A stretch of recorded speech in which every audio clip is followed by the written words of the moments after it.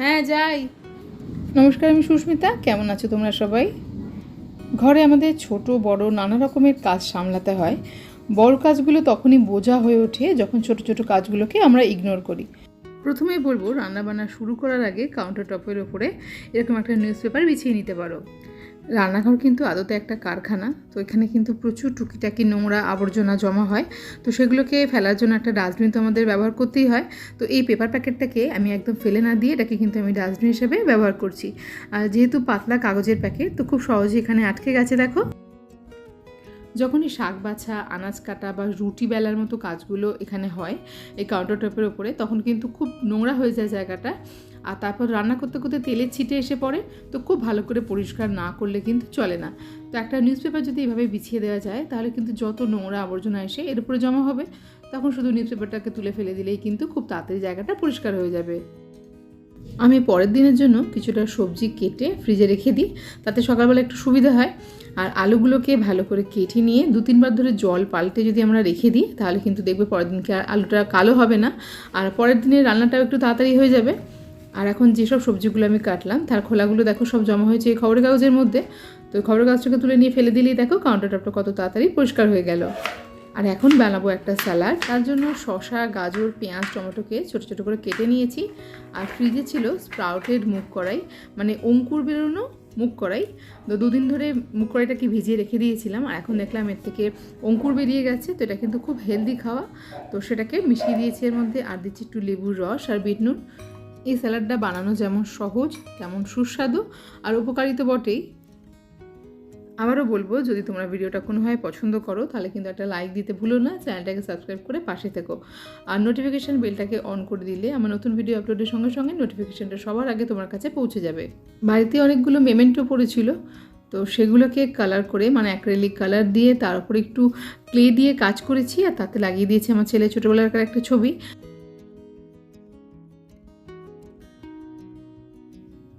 এই ডিআইওয়াইটা আমি আগের বছরে বানিয়েছিলাম। তো তোমাদেরও যদি এরকম ডিআইওয়াই বানানোর শখ থাকে, মানে অ্যাক্রিলিক পেন্ট ইউজ করে ডিআইওয়াই তোমরা বানিয়ে থাকো, তাহলে কিন্তু অবশ্যই বার্নিশ করে দেবে তার উপরে, কারণ এই বর্ষাকালে খুব তাড়াতাড়ি কিন্তু এইসব জিনিসগুলো খারাপ হয়ে যায়। তো আমি এখানে ইউজ করেছি, দেখো এই বার্নিশ কালারটা। এটা হচ্ছে ম্যাট অ্যাক্রিলিক বার্নিশ, এটা আমি অ্যামাজন থেকে নিয়েছিলাম। আর এই যে ডিআইওয়াইটা, এটা একটা প্লেন বোর্ডের কি হোল্ডার ছিল, এর উপরে সুন্দর পেইন্টটা করেছে আমার মেয়ে। আর এখন এটাকে আমি বার্নিশ করে দিচ্ছি যাতে লংজিভিটিটা আরও বেড়ে যায়।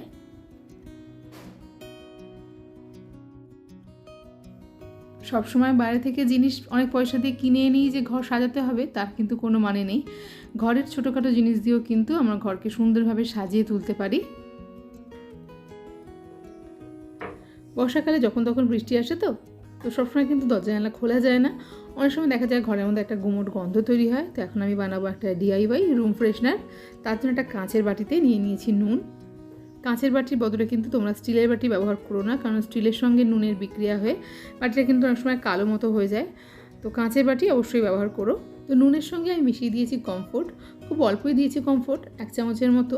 আর মনে হচ্ছে কমফোর্টটা একটু বেশি হয়ে গেছে, তো নুনটা একটু দিয়ে দিলাম উপর থেকে। আমার কাছে গ্রিন কমফোর্টটা ছিল, তো সেটাই আমি দিয়েছি। তোমাদের কাছে যদি অন্য কোনো কালারের কমফোর্ট থাকে সেটাই ইউজ করতে পারো, বা কোনো সুন্দর গন্ধযুক্ত শ্যাম্পুও কিন্তু ইউজ করতে পারো। আমি এটা রেখে দিচ্ছি ড্রেসিং টেবিলের মধ্যে। এই বর্ষাকালে ঘরে কিন্তু নানা রকম পোকামাকড়, মশা, মাছির এগুলোর আক্রমণ একটু বেড়ে যায়। চারিদিকে জল ঢল জমে থাকে, তো ছোটো ছোটো মশা সন্ধ্যের দিকে দেখা যায় ভীষণ ঘরে এসে ভিড় করে। তো তোমরা এটা বানিয়ে জ্বালিয়ে রাখতে পারো, তাতে কিন্তু ঘরে পোকামাকড়, মশা, মাছির আক্রমণ অনেকটাই কমবে। তার জন্য আমি কর্পূর নিয়েছি একটা লেবু, আর নিয়েছি লবঙ্গ আর কয়েকটা তেজপাতা। একটা কাঁচের গ্লাসের মধ্যে লবঙ্গ, তেজপাতার সঙ্গে এই স্লাইস করে কাটা লেবুটাও এখানে দিয়ে দিলাম। এখন এখানে দিয়ে দেবো জল। সকালে বিকেলে এরকম যদি একটা দিয়া বানিয়ে জ্বালিয়ে রাখা যায়, তাহলে কিন্তু পোকামাকড় আক্রমণ তো কমবে। এই কর্পূরে যে একটা সুন্দর পবিত্র গন্ধ, তাতে কিন্তু ঘর ভরে থাকবে। দেখবে ঘরের পরিবেশটাই কিন্তু অন্যরকম হয়ে যাবে। সব কিছুকে মিশিয়ে ওপর থেকে দিয়ে দিচ্ছি সর্ষের তেল। এমনিতেই কর্পূরের টেন্ডেন্সি থাকে উবে যাওয়ার, কিন্তু এই তেলটা মিশিয়ে দেওয়ায় কর্পূরটা কিন্তু সহজে আর উবে যাবে না। আর এখন ইউজ অ্যান্ড থ্রো যে বোতলগুলো হয় তার একটা ক্যাপ নিয়ে নিয়েছি, সেটাকে ফুটো করে তারপর এটা সলতে দিয়ে দিয়েছি। আমি এখানে সর্ষের তেল ব্যবহার করেছি, তোমরা চাইলে ঘি দিতে পারো বা অন্য কোনো তেলও ব্যবহার করতে পারো।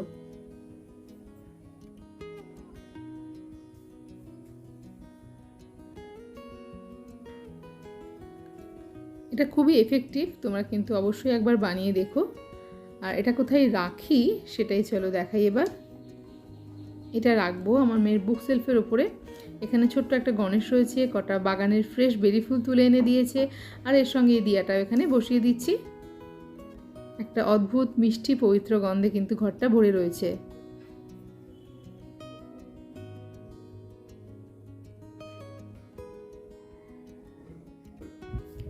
চলে আসছি পরের টিপসে।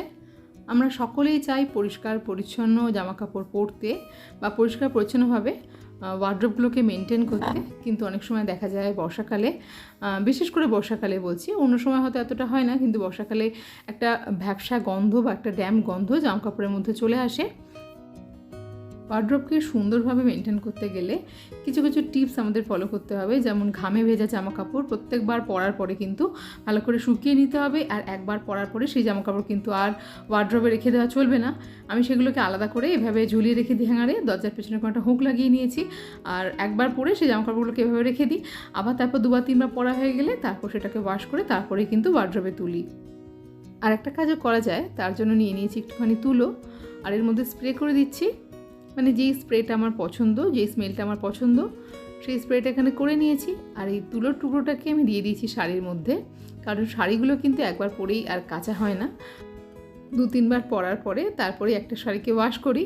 তো আমি কি করেছি, এখানে এই তুলোর টুকরোগুলোর মধ্যে স্প্রে দিয়ে আর জামাকাপড়ের মধ্যে একটুখানি রেখে দিয়েছি। এতে কিন্তু পুরো ওয়ার্ড্রোবটা একটা সুন্দর গন্ধে ভরে গেছে। ওয়ার্ড্রোবকে ফ্রেশ রাখতে সবসময় যে ওডোনিল কিনতে হবে তার কোনো মানে নেই, ঘরে তো আমাদের স্প্রে থাকেই। এমন করে এক্সপায়ার করে যাওয়া স্প্রেগুলোকেও কিন্তু তোমরা এভাবে ব্যবহার করে নিতে পারো। চলে আসছি আমার পরের পয়েন্টে। তার জন্য দেখো একটা এক্সপায়ার করে যাওয়া কার্ড নিয়ে নিয়েছি। এরকম কার্ড তো আমাদের বাড়িতে একটা আধটা পরেই থাকে, তো এটা দিয়ে কিন্তু খুব সুন্দর কিচেন বানিয়ে নেওয়া যায়। তো আজকের ভিডিওটা এই পর্যন্তই, খুব তাড়াতাড়ি ফিরে আসছে একটা নতুন ভিডিও নিয়ে।